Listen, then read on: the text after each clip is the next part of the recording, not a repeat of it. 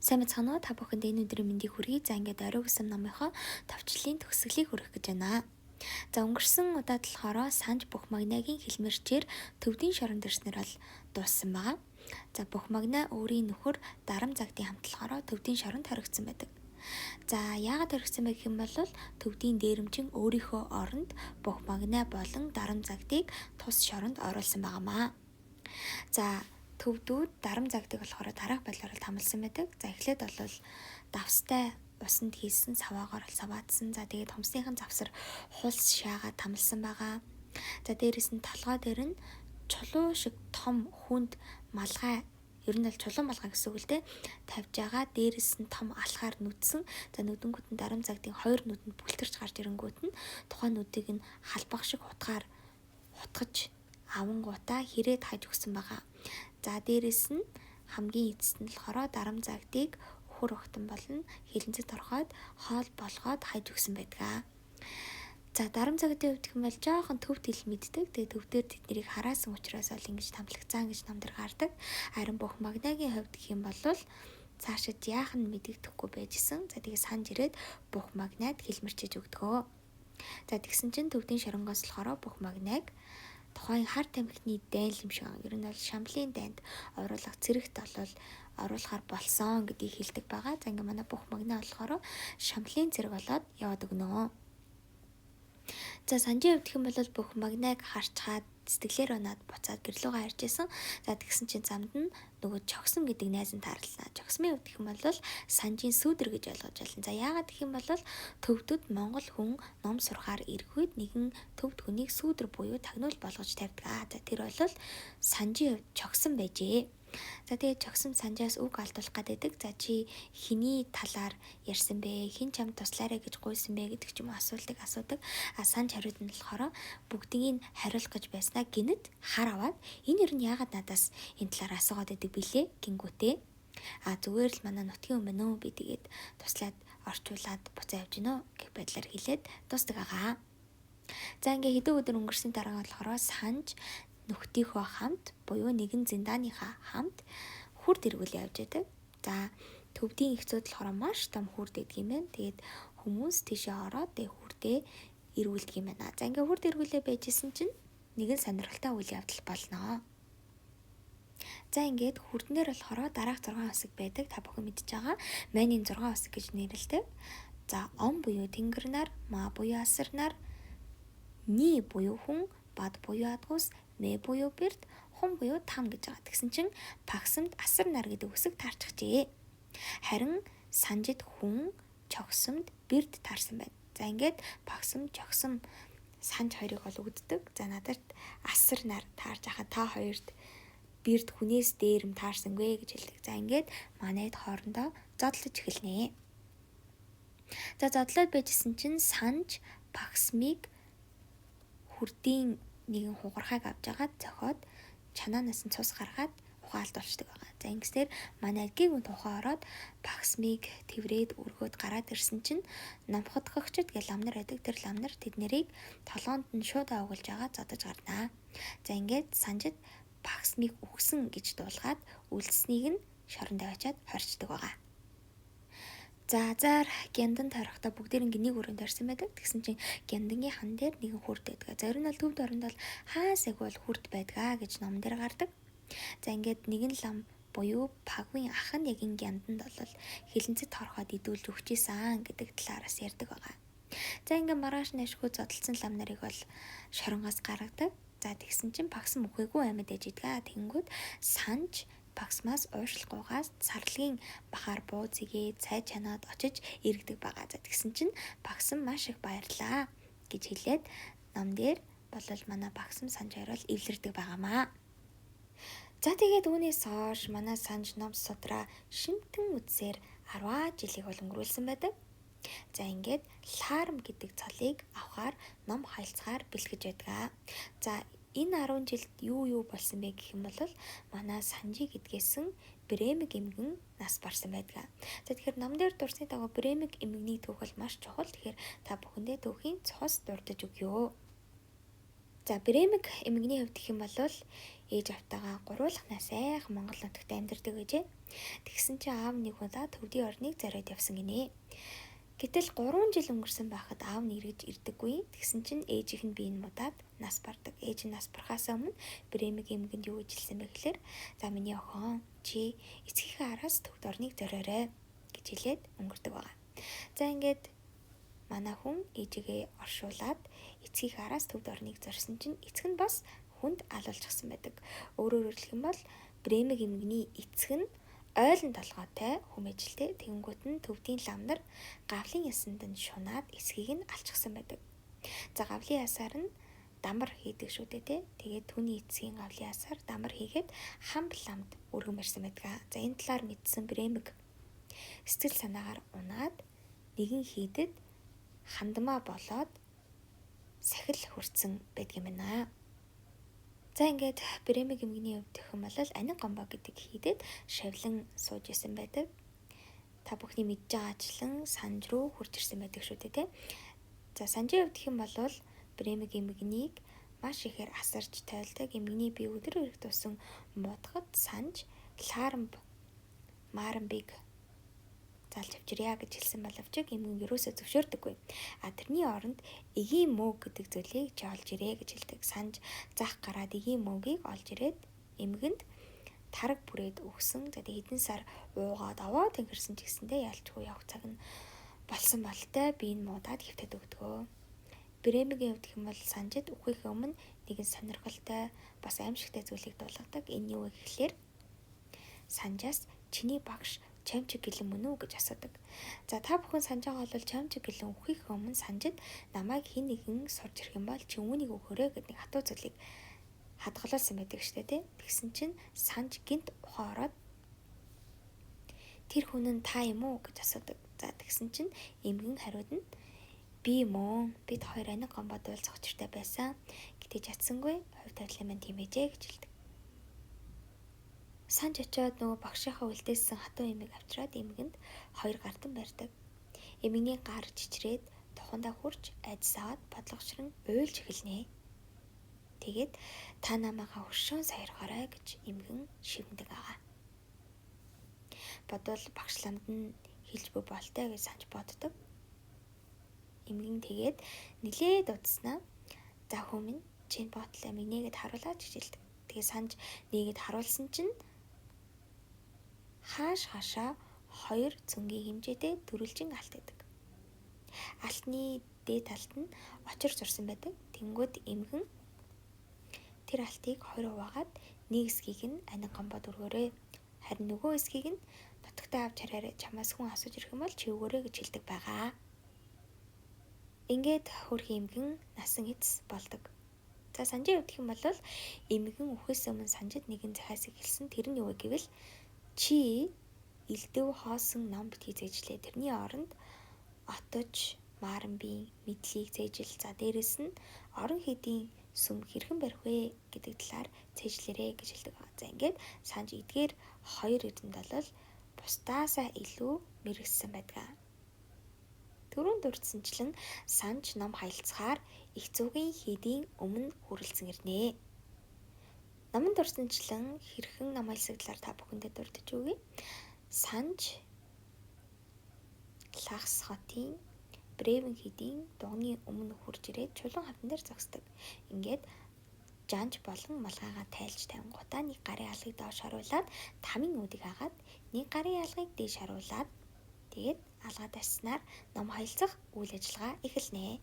Санжийн хувьд гэх юм бол өөрөө сонгож хүнээс асуултыг 3 удаа асуух ёстой. Тухайн хариулж чадах юм бол санжаалагд нь хариулж чадахгүй бол санж ялдаг юм байна. За тэгсэн чинь манай санжийн хувьд гэх юм бол хамгийн ихний асуултаа нэгэн залуу ламаас асууна. Тэгээ асуухтаа төвд хэлээр за мөн Сенегал хэлээр асууна.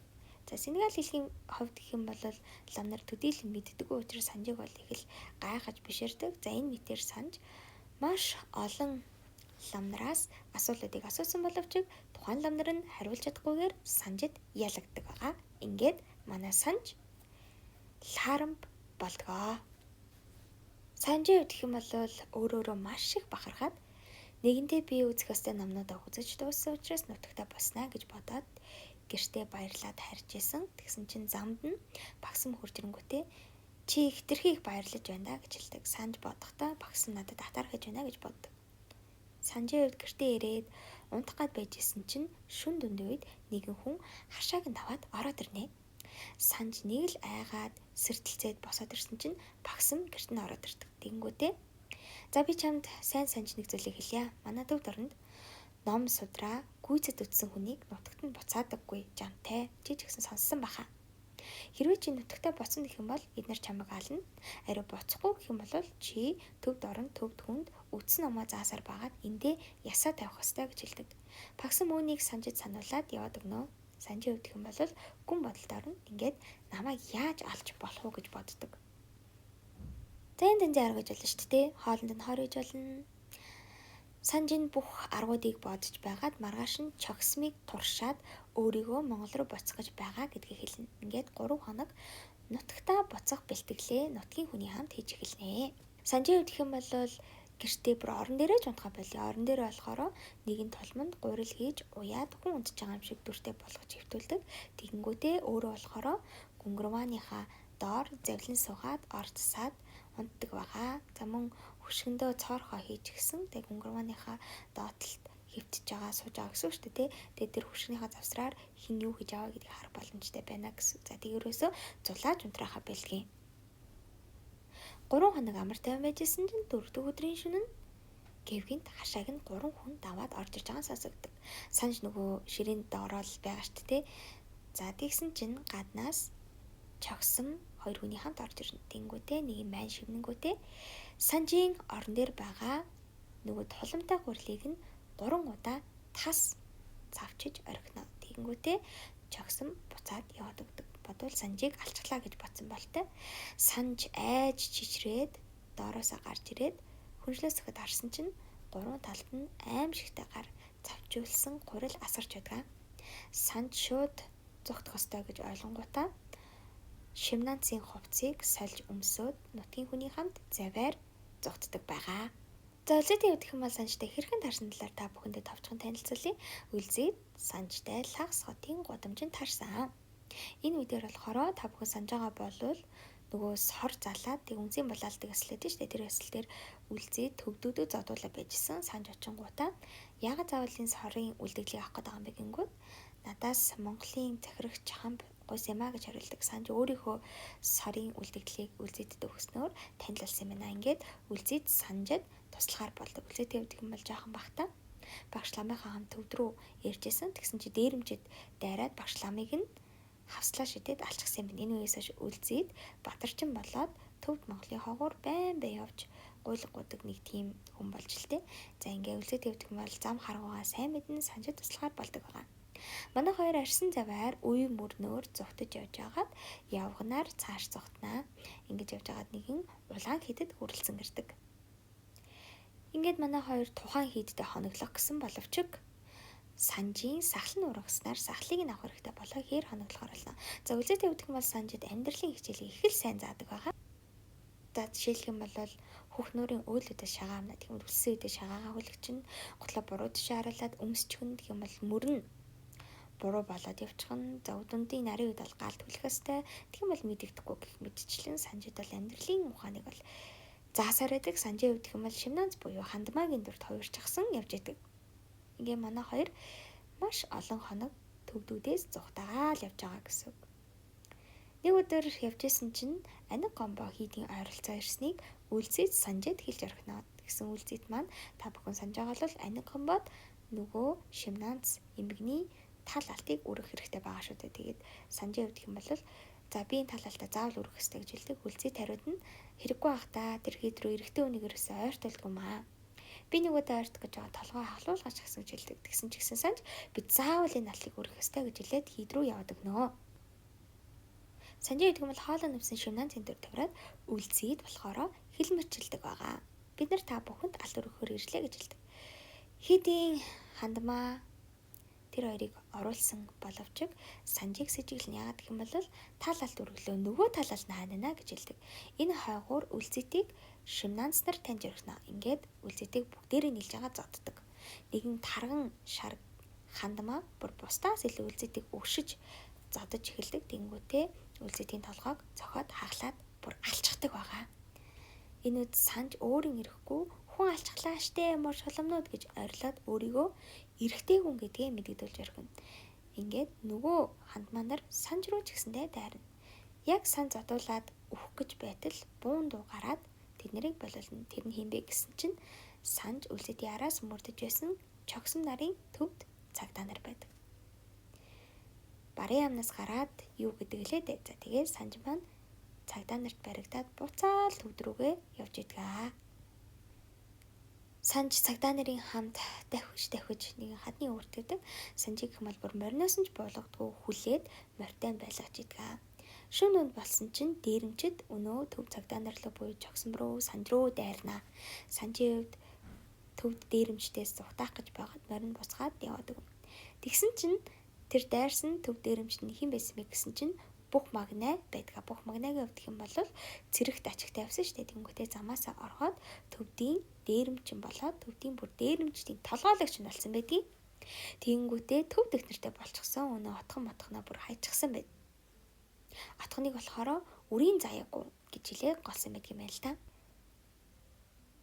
Ингээд аздаж гэх юм уу, азгууж гэх юм уу манай санж бүх магнайн хамгаалалтаар нутаг буцдаг байгаа.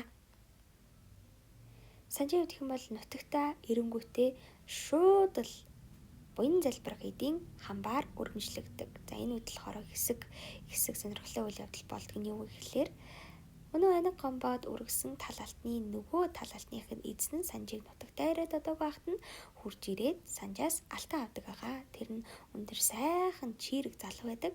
Санж бодохдоо энэ чамчиг гэлэн болон нөгөө Брембэг эмгний хүү юм байна гэж ойлгодог байгаа. Санжийг нутагтаа ирэхэд эцэг нь амьд ээж идэг. Гэхдээ их нь алидийн өнгөрч гисэн байдаг.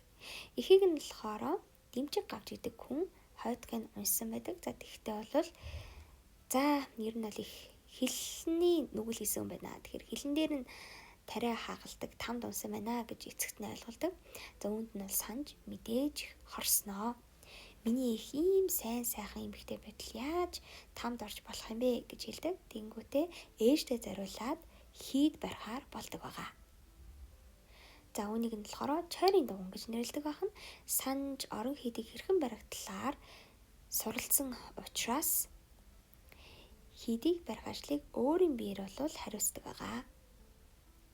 Мэдээж хийд барих үйлдэл болохоор хүн болгон өөрсдийнхөө хувь нэмрийг оруулдаг. Ард иргэд нь үргэл барьцаа өргөн. Да санжийн аа болохоор мод бэлтгэхээр хол явж маш олон модыг ачиж зөөж авчирдаг байгаа. Гэтэл нэгэн хувь цайг эргүүлсэн үйл явдал болж орхино. Тэрний үе гэхэлэр санж нэгэн орой эцгийнхээ хөдөөгөрлөө босч идэг. Тэгсэн чинь маш хүчтэй бор ороод төөрж орхино. Төөрж явж байсан чинь ашгүй нэг хоёр бор гэр үзэгдیں۔ Тэнийг бор гэрлэн орсон чинь отхон хүүхэн сууж идэг. Отхон хүүхэн анхандаа санжиг өрөөсөө таньдаггүй. За тэгсэн чинь санж өөрийгөө таниулаад манай хоёр битэйгээ уулзаад баярлаад мэдээж эртний танилуудын ч одоо баярлал хүлээ авахтай те. Отхон хүүхэн хэдий ядуу зүдөө амьдарч исэн ч гэсэндээ санжид пор хийсэн сайхан шүлээж өгдөг. Отгоны хувьд хэм бол санжаас нэг 7-8 их юм шиг байгаа юм. За тэнгүүтээ дүрслийг нь товчхон та бүхэн дурдах юм бол үсээ 8 салаас сүлжээд тэгээд зис болтоор ингээд нэгтгэн үсээ боосон байгаа. За тэгээд дээрэс нь санжийн хувьд хэм бол отхон нэг л нүдэн дулаахан харагдаад байдаг. Отгоны хувьд хэм бол сүлжмэл хар үстэй, мяраалаг дуруу царайтай, дунзргийн нуртай, ярилцсан цагаан шүдтэй нэг л сайхан эмэгтэй шиг санжид харагддаг. Ингээд орой олжээ. Санж нэгэнтээ эндээ хоноод явахаар шийднэ. Яг гэх юм бол бороо зогсоогүй байдаг. Отхон санжид өөрийнхөө орыг засвардаг. Санж орондоо ороод хэвчээснэ. Отхоныг галынхаа ор зугаад харна. Отхон чи орондоо орж унтахгүй мó гэсэн чинь отхон гэж дуурдаг юм. Тэгсэн чи санж гэвгэн хүү би нэр оронд нь унтсан штэ яана гэж боддог. Тэнгүүтээ отхон чи хүсэх юм бол энүүгээр хэвтчихгүй да гэж хэлдэг. Тэнгүүд отхон санжийн харилцааг хэвтнэ. Санж эмэгтэй хүн хажууд нь анх удаа хавьчаа болохоор сэтгэлэн бүр догтлоод байж чаддаг. Тэгсэн чинь санж дээр тусаал дуусдаг. Санж тусаал дуусанд цочсондоо болоо гараа явуулсан чинь отгоны булцгар хөөхөнд гар нь хурж орхино. Ингээд манай отгон санж хоёр бие биесээ инхрийлэн таалж гарнаа. Өөр цайхад бороо зогссон байна. Отхон санжид цай чанж өгдөг. Санжийн хувьд гэх юм бол отгоны цай хитэн аяг уусан ч гэсэндээ юу ч дуурдаггүй. Тэгснээ отгоныг чи аниг гомбоор явах уу гэж асуудаг. Отхон ууг нь аниг гомбоо хийдэд очиж шимнаа цолноо гэж санжид хэлжсэн байхгүй юу? Яагаад гэвэл отхон ерөөсөө 2 удаа төвд рүү явсан ч гэсэндээ хүүхдээ болж чаддгийг. Дээрэс нь 2 удаа төвд рүү явахдаа ир нөхрүүдээ ээлж дараалаад алдсан байдаг. Харин санж отгоноос асуухад отгон хариуд нь би одоо аниг гомбоо явахгүй гэж хэлдэг. Энэ дрөөс хойш отгон санж хоёр учир холбоогоо бэхжүүлж эхэлнэ. Гэтэл отгон санж хоёрын талаарх яриа нутаг усаар явах нь ойлгомжтой. Санж отгоны гэрээс гарч ирж байхад холоос дурандаж байсан анчны нүдэнд өртчихсэн юм байл да. Тэгээд энэ талаарх цөөрөг нь болохоор бусад ламнаар дэмжиг гавж хүртэл улам гал авалзуулсан юм шиг тарааж өргөдөг. Бүр хүрээнээс хүртэл богдын зараал илж ирэнгүүтээ санжийг шүүлтээр оруулнаа. За шүүхт болохоор санжийг дуудаж оруулж ирүүлээ. Буцлам халуун усанд нэг хар, нэг цагаан чулуу хийн. Тэнгүүтээ санжийг зачин буслам халуун тогоотой ус руу гараад үрээд аль нэг чулууг нь аваад гараад ирээ гэж хэлдэг. Санж гараад үрээд нэг чулууг нь аваад гараад ирсэн чинь хар чулуу гараад ирдэг. Ингээд санж буруутаа гэдэг нь тогтоогддог. Санжийн хувьд гэх юм бол хит хитэн баяртай гонхтой явдлууд тохиолдно. За эхний нэг баяртай явдал нь юу гэхээр отхон хүүхэн нэг өдөр санжийн хийрийн ойролцоох гэрчний хүрээд ирнэ. Санж гайхаад байжсэн чинь би им дан залж ирэхээр ирлээ гэж хүмүүст хэлнэ гэж отхон хэлэнгүүтээ санжийн гэрлэн дараа санжийг хүүзэдээ тэврээд авна. Яасан бэ гэсэн чинь санж минь би чамаас хүүхэд толлоо гэж хэлдэг. Өнөө хэдэн жил хүүхэд хүсээд огтоос олж чадахгүй отхон хүүхэн хевлэдээ үр алсан байдаг. Санж хэлэхдээ айз сочирдоод нэг наа чинь минийх биш яхаа гэсэн чинь отхон хэнийг гэдгийг би мэднэ.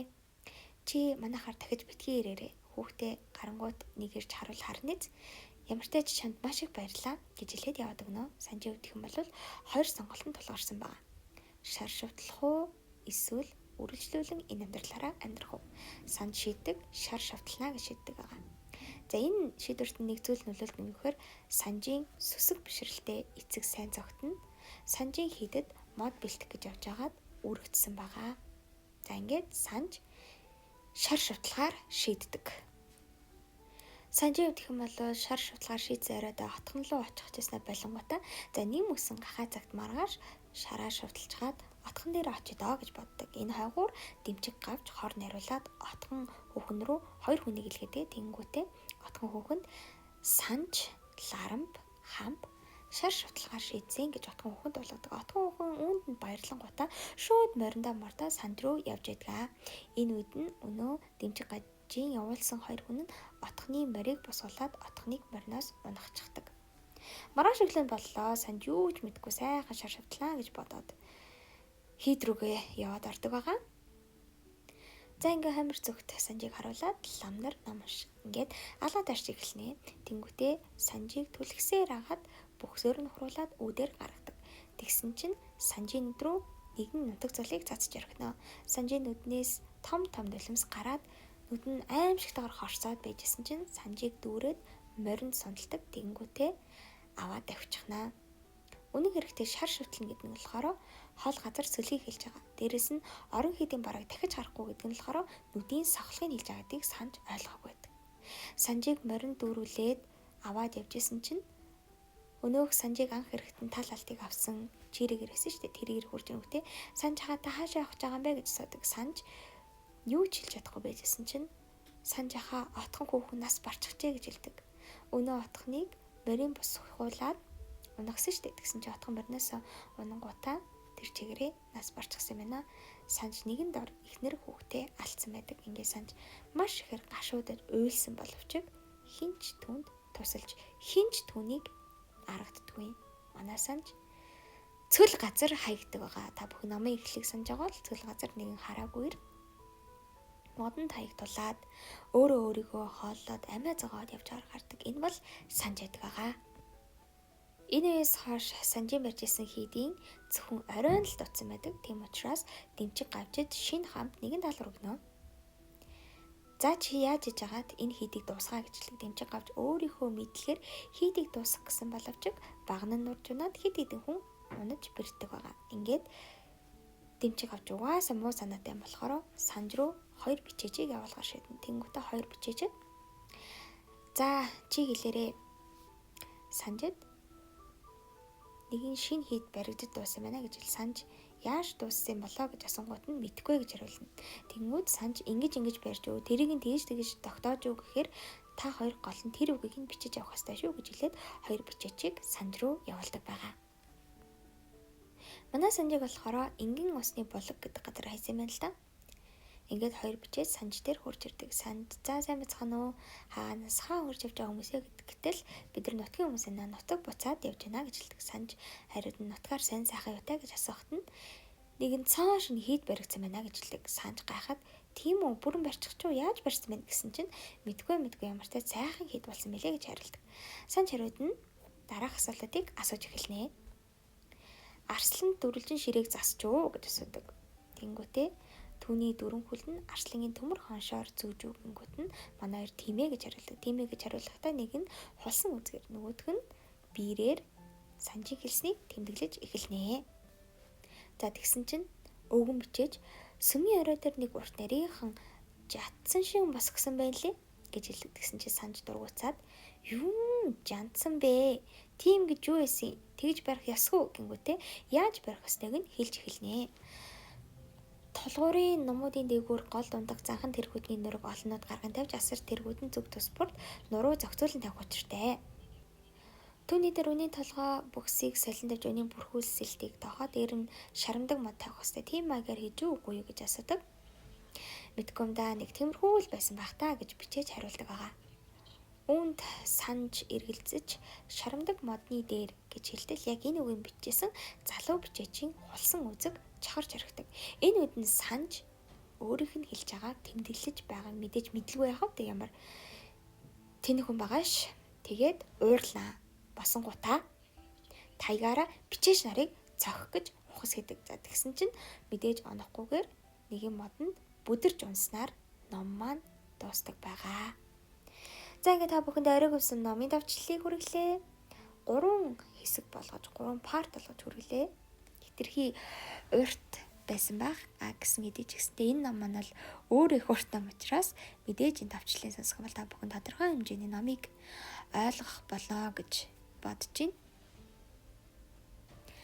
Заагаад би номыг уншихад л жоохон байсан. Тэгээ 2 дахь уншихтаа бол илүү бас гүн гүнзгий утга учрыг ойлгосон гэж бодож байгаа. Тэгээ та бүхэн бас унших үсэх юм бол захимаар бас цаасаар худлаж аваад уншаад үзээрэй. Мэдээж номоор нь унших юм бол бүр илүү их зүйлийг ойлгох хаа гэж бодож байгаа. Тэгэд оройг өгсөн гэдэг ном маань өөрөө шашны үзэл суртал хориотой социализмын нийгмийн үед бичигдсэн ном байгаа байхгүй юу? Мэдээж үзэл суртал орсон байх нь ойлгомжтой тийм. Шарын шашны талаар зан үйлүүдийг маш буруу зөөл гэдгийг хүмүүс ойлгох гэж бичсэн ойлгомжтой. Тийм учраас өнөөдөр бид энэ номыг унших боломжтой байгаа юм л та. Үгүй эсвэл энэ номыг хэвлэхийг бол хориглох байсан. Гэхдээ Лодонгийн төдөв гэдэг энэ зохиолч маань энэ номоор дамжуулаад хүмүүст бол маш их зүйлийг, маш их мэдлэгийг, маш их үн цэнийг бол мэдрүүлсэн гэж бол ойлгож байгаа. Мэдээж үзэл суртал орсон гэсэндээ хүмүүст л тодорхой хэмжээний шарын шашны талаарх мэдлэг мэдээллийг бол өгч чадсан. Дээрээс нь газар нутгийн онцлог, төвдийн тэр байгаль тийм. За дээрээс нь төвдийн лам нарын амьдрал, ах үе энэ бүгдийг бол бид нар зөвхөн энэ оройг өгсөн гэдэг номноос л унших боломжтой байгаа юм аа. Тэр ийм гайхалтай номыг ийм уран яруугаар бичсэнд бол үнэхээр их талархаж байна. Бид нэр залуу, хөгшин, эсвэл хүүхэд гэлтгүүгээр энэ номыг бол уншаад маш их мэдлийг бол өөртөө хоригдлуулж авч чадна гэдэгт бол би хувьдаа итгэлтэй байна. Тэгэхээр та бүхэн өөрийнхөө энэ номны талаар ойлгосон зүйлсээ сэтгэл хэсэгтээс буулгаж өгөөрэй гэж хүсэж байна. Бидний хамгийн сонирхолтой нэг ойлголт юу гэхээр цулын гол болох гэдэг ойлголтыг бид мэддэггүй тийм ээ. Гэтэл энэ ном дээр бол бүр нэг бүрчлэн тайлбарлаж дүрсэлж өгсөн байдаг. Тэгэхээр ийм ном бол маш ховор ер нь бараг байхгүй гэж хэлэхэд болно. Тэгэхээр уран сайхны аргаар шашны тэр зан үлийг дүрсэлсэнд нь бол маш их баяртай байгаа. Ингээд энэ номноос ойлгосон зүйлээ та бүхэн бас сэтгэл хэсэг хуваалцаарай. Хүний амьдрал гэдэг бол хүнд ганц л олдох амьдрал байгаа. Тэгэхээр хүн анханасаа буруу сонголтыг явах юм бол яаж бас төгсөж болох юм бэ гэдгийг харуулна. Дээрэс нь эсвэл ямар нэгэн зүйлд хит юм хуймгай гэх юм уу те хит улаарч хандах юм бол бас ямар үр дүнд хүрч болох вэ гэдгийг бид нэр харж болж байна. Хамгийн харамсалтай зүйл нэг юм бол те ээжтэй зориулсан хийд бол барьж дуусгаагүй байдаг. За энэ хийд бол үнэхээр байсан гэж болоод түүхнэр бол гарч ирдэг байгаа. Оройн дутуу баригдсан юм хийд бол байдгаа гэсэн юм хуучир бол тэмдэглэгдсэн байдгаа. Та бүхэн сонирхон бол тэр талаар олж уншаарай гэж хүсэж байна. За ингээд надтай хамт байсан. Маш их баярлалаа. Ингээд бихимэний би та бүхэнтэйгээ дараагийн бичлэгээр уулзтлаа. Түр баяртай.